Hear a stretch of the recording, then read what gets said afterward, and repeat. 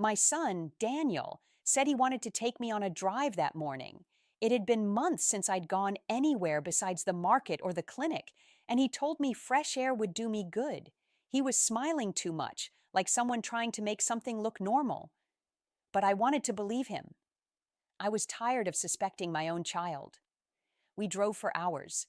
The city fell away behind us, and soon there were just narrow, broken roads and endless stretches of fields. I asked him a few times where we were going. He said, "It's just a little surprise, Mom." "You'll see." His tone was cheerful but hollow, like someone reading lines off a script. I remember watching the trees blur by and thinking how quiet the world seemed. He kept checking his phone, barely talking. At one point, I told him I was hungry, and he said we'd eat when we got there. When we got where, he never said. Eventually, the road turned into gravel. The houses were farther apart, some of them abandoned, roofs caving in, grass growing through windows. I started feeling uneasy. "Daniel," I said, "where are we?" He smiled without looking at me. "It's peaceful here, isn't it?" When he stopped the car, I saw an old house ahead, half-collapsed roof, doors hanging off the hinges. The kind of place stray dogs take over. "Whose house is that?" I asked. He turned off the engine. "Ours," he said quietly. I laughed, thinking it was some kind of joke. "What do you mean, ours?" He didn't answer right away. He opened the trunk, started taking out my suitcase, the one I hadn't packed. My chest tightened when I saw my clothes neatly folded inside, my medicines, my old blanket, everything from my room. I stepped out of the car slowly. "Daniel, what is this?" He didn't meet my eyes. "You said you wanted peace and quiet, Mom. The city's too much for you now. You can rest here. It's good for you." "Rest here? In this?" My voice broke. "Are you insane?" "There's no electricity, no water, no—" He just stood there, arms crossed, like he was convincing himself this was right. "I'll send money. Someone nearby can help you out." I grabbed his arm. "You're not leaving me here." He pulled away. "Mom, you don't understand. I can't take care of you anymore. I've got my own life. You'll be fine here." He didn't even hug me goodbye. He got back in the car, started the engine, and drove off, dust rising behind him like smoke. I ran after the car until my legs gave out, screaming his name. He didn't stop. The road swallowed him, and silence filled the air again. I stood there in front of that ruined house, shaking, my suitcase by my feet. I didn't know what hurt more, the betrayal or the realization that he had planned this for weeks. I sat on the broken steps until the sun went down. Crickets started their song, and somewhere far off, a dog barked. That's when I realized he hadn't just left me in the countryside. He had left me nowhere. The first night was the hardest. I didn't even go inside at first. I just sat on the steps, hugging my blanket, watching the moonlight spill over the weeds. Every sound made me jump. The wind, the creaking of the wood, the faint echo of something moving inside. I was too scared to sleep, too shocked to cry. When the sun came up, I finally saw the house properly. The roof sagged like an old man's back, and half the windows were broken. The door leaned off one hinge. There was a small kitchen, or what was left of it, and a single room with a rusty bed frame, no mattress, no sheets, just dust, cobwebs, and the smell of mold. I walked around aimlessly, not knowing what to do. There was no phone signal, no neighbors in sight, not even a path that looked familiar. I didn't recognize anything. It was as if Daniel had dropped me in a forgotten corner of the world. At one point, I found a small plastic chair near the back of the house. I sat there for hours trying to understand why. He'd been distant for months, sure, always on his phone saying he was busy. Sometimes I'd hear him whispering on calls, talking about selling and papers. I thought it was work. I never imagined it was me.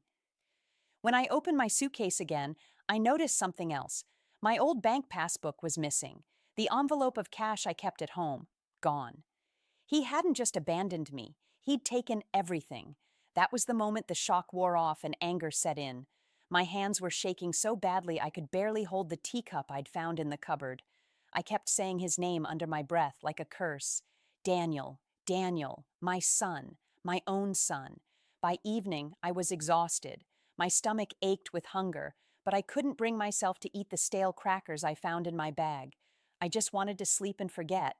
but every corner of that house reminded me I'd been thrown away like trash. That's when I heard it, a faint sound, like someone chopping wood. I froze.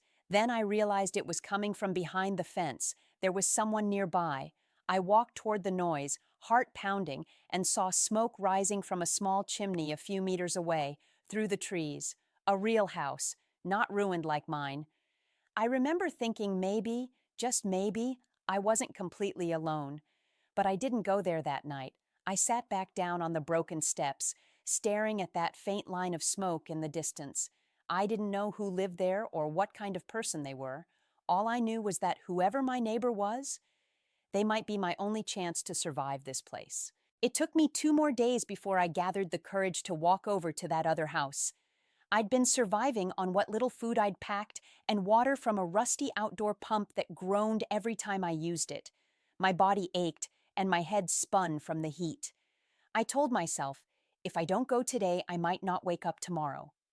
The path to the neighbor's place was overgrown, grass up to my knees, the kind that hides snakes and stones. I took my time. Every step felt like crossing a line between pride and desperation. When I finally saw the house up close, I stopped short. It wasn't fancy, but it was sturdy. White paint, wooden windows, a small porch with 2 chairs. A dog lay in the shade, wagging its tail lazily when it saw me. A man stepped out just as I reached the gate. Tall, thin, maybe in his late 50s, with sunburned skin and tired eyes. He looked surprised to see me. "You're from the old Morales place?" he asked, his voice rough, like he hadn't spoken much lately. I, I suppose so," I said quietly. "My son brought me there." He studied me for a moment. Then, without another word, he nodded toward the porch. "Come sit." "You look faint." His name was Thomas. He brought me a glass of cool water and a slice of bread with jam. I don't think I've ever tasted anything so good in my life. For a while, we just sat there. The silence wasn't awkward. It was kind, like he understood I needed it. After a while, he asked, "Your son, he's not with you?" I tried to hold myself together, but the words fell out. "He left me there. Said it was peaceful. I think he meant to leave me for good." Tomas looked at me quietly. No pity, no shock. Just a slow nod, like he'd seen this kind of cruelty before. "Some children forget who kept them alive," he said softly. I told him bits and pieces, how Daniel had driven me out here, how the house was falling apart, how I hadn't seen a single person since. Tomas listened without interrupting. Then he said something that made me pause. "That house isn't abandoned by accident. It's got history. People used to live there, before it was sold cheap to a man from the city." I frowned. "Sold? When?" "About 6 months ago. Fellow said he wanted to fix it up for his mother." My stomach dropped. 6 months. Around the same time, Daniel started making excuses about money, avoiding questions about my savings. I didn't say anything, but I think Tomas saw the change in my face. He leaned forward a little. "You don't need to stay there if it's not safe. I've got a spare room. It's not much, but it's clean." I wanted to say yes immediately, but pride made me hesitate. "I don't want to be a burden," I whispered. "You won't be," he said simply. "Besides, it's better to have company out here. Keeps the ghosts away." I smiled faintly at that, though I didn't understand what he meant. Not yet. That night, I slept in Thomas's spare room, under a real roof, on a real bed. I could still hear the crickets, the wind, the creaks of old wood, but for the first time since Daniel drove away, I wasn't afraid. And yet, something in Thomas's tone lingered with me. When he'd said that house had history, I couldn't shake the feeling that he knew more about it, and about my son, than he wanted to say. Thomas didn't talk much about himself. He lived simply, tended to his garden, chopped wood, fixed things that didn't even need fixing. But there was something in his eyes, a kind of heaviness, like he carried stories he'd learned to keep quiet. A week after I moved into his spare room, I began to feel like I could breathe again. I cleaned the place, cooked simple meals, even started walking around the property. It felt almost peaceful. But every time I passed the ruined house next door, the one Daniel dumped me in, I'd feel a twist in my stomach. One afternoon, as Thomas and I sat on his porch drinking tea, I finally asked him, "What did you mean that the house has history?" He didn't answer right away. He stared at the horizon for a long time, as if deciding whether to tell me or not.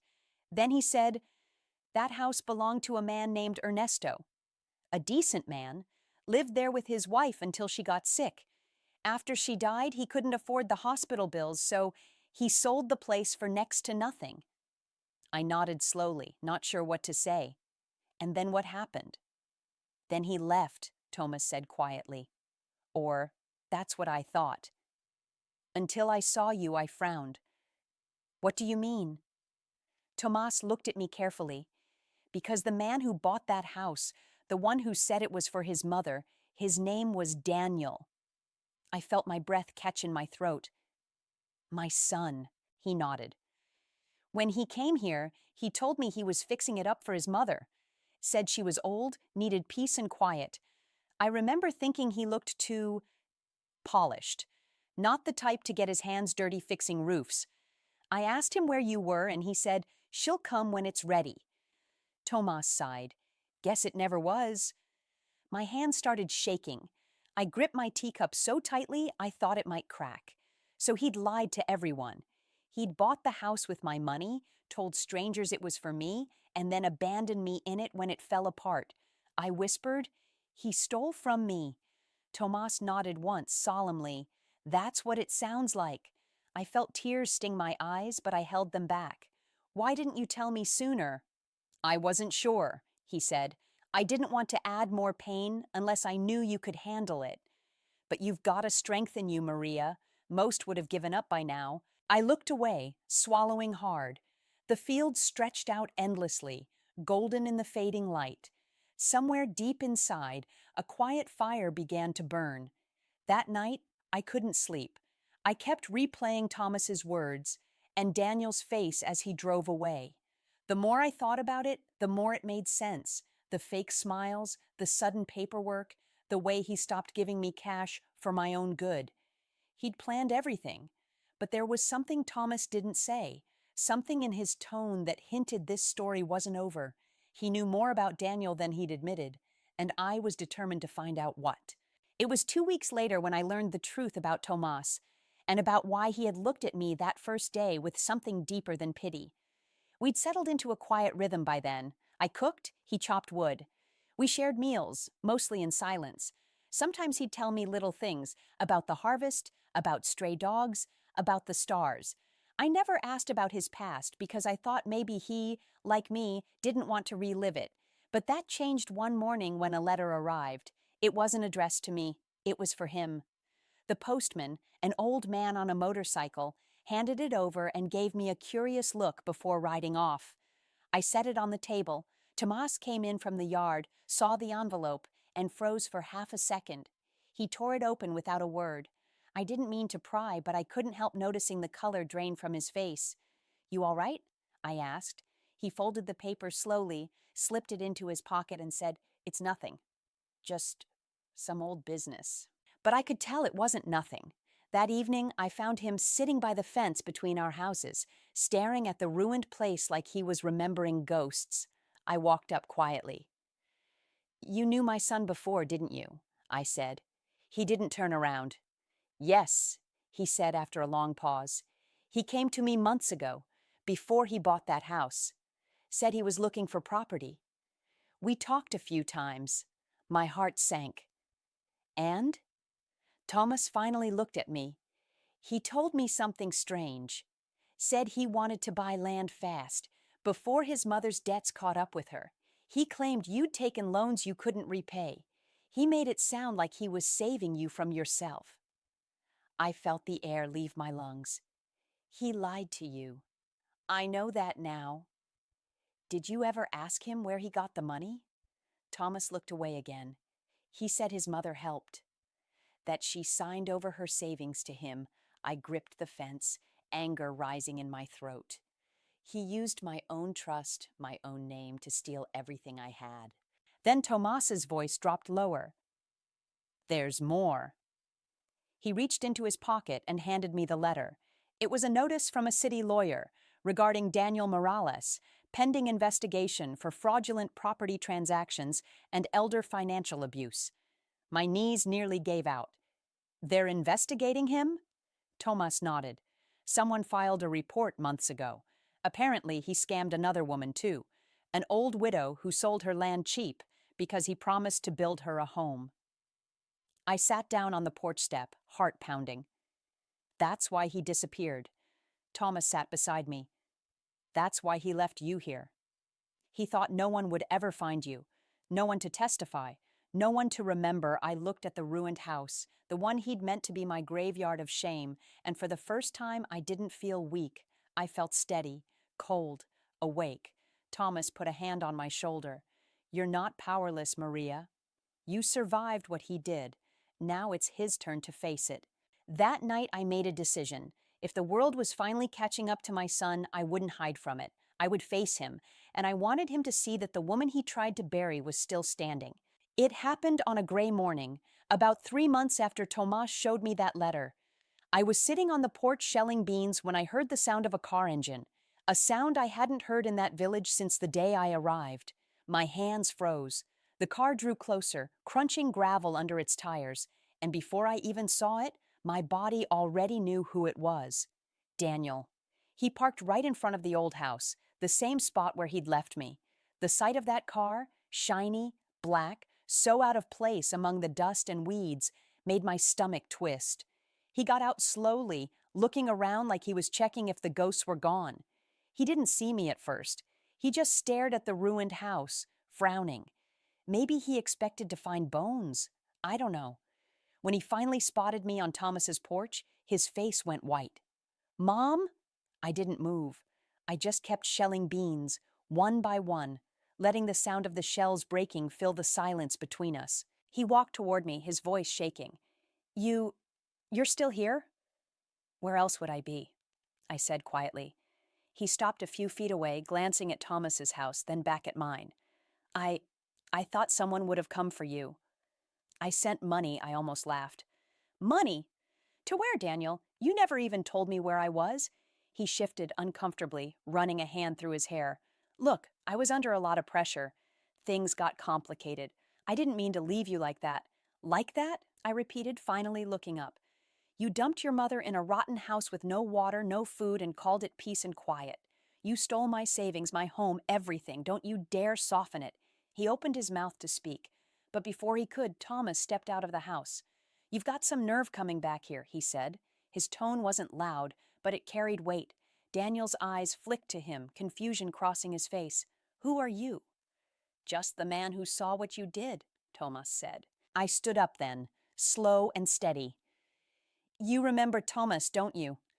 The neighbor, the one you told your little story to, about how your mother was losing her mind and needed somewhere quiet. Daniel froze. He didn't answer. Thomas crossed his arms. I gave your name to the investigator who came last week. I told them where to find you. The color drained from Daniel's face. What? What investigator? I stepped closer. The one looking into the people you scammed. The women you lied to. You thought hiding me out here would erase what you did. That I'd die quietly and you'd move on. But life doesn't work like that, Daniel. He looked between us, panic rising. Mom, please, you don't understand. No, you don't understand, I cut in. My voice shook, but it wasn't from fear. You stole from me, but you can't steal my name. You can't steal what I've survived. He tried to reach for me, but I stepped back. Don't touch me. The sound of another car came from down the road, a small, dusty government vehicle. Daniel turned toward it just as 2 men in plain clothes stepped out, holding papers. His eyes went wide. Daniel Morales, one of them called. We need you to come with us. He looked at me then, pleading. Mom, please say something. Tell them it's not true. I just stared at him. Everything you've done speaks for itself. They led him to the car. He didn't fight, didn't look back. I watched until the dust swallowed him up again, just like the day he left me, except this time I wasn't the one standing helpless on the road. Thomas came and stood beside me, silent. I didn't cry. I didn't smile either. I just breathed. The wind felt different, lighter somehow. I went back to shelling beans one by one. The sound was steady, rhythmic, alive. The village went quiet again after they took Daniel. Days passed like soft rain, slow, steady, and cleansing. I kept waiting for the guilt to come, for that aching mother's instinct that always found a way to forgive. But it never did. What I felt instead was release. I thought I'd feel joy or triumph, but it wasn't that. It was something heavier, like I'd just buried a part of myself I'd been carrying far too long. Tomas never brought it up again. He went about his days as usual, chopping wood, fixing fences, talking about the harvest. He treated me no differently, though sometimes I'd catch him watching me, not with pity, but with a quiet kind of respect. One evening, a young man from town came with a letter. It was from a lawyer. They'd recovered part of what Daniel had taken, the house, my savings, even a small pension he'd tried to put in his own name. I could go back to the city, start over. But I didn't. I stayed. I walked down to that ruined house, the one where he left me. The air smelled of damp wood and earth. I touched the wall, cracked and flaking but still standing, and thought about how that house had been both my prison and my proof. Proof that I could be thrown away and still exist, still breathe, still matter. I cleaned it up slowly, one room at a time. Thomas helped me replace the door, patch the roof. We worked quietly, no need for words. When I swept the last corner clean, I lit a candle and set it on the old windowsill. It wasn't for Daniel.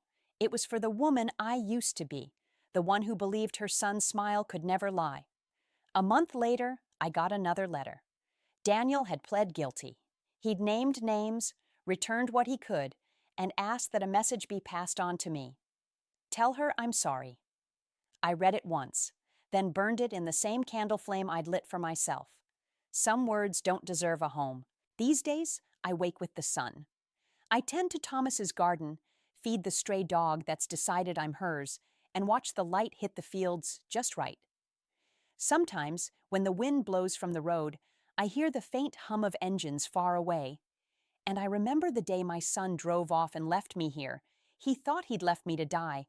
But what he didn't understand, what he'll never understand, is that he left me to live. Quietly, strongly, without him. Justice doesn't always come with sirens or shouting. Sometimes it comes in silence, in the sound of beans cracking on a porch, in a life rebuilt one breath at a time. And for the first time in years, I feel peace, not because I forgave him, but because I no longer need to.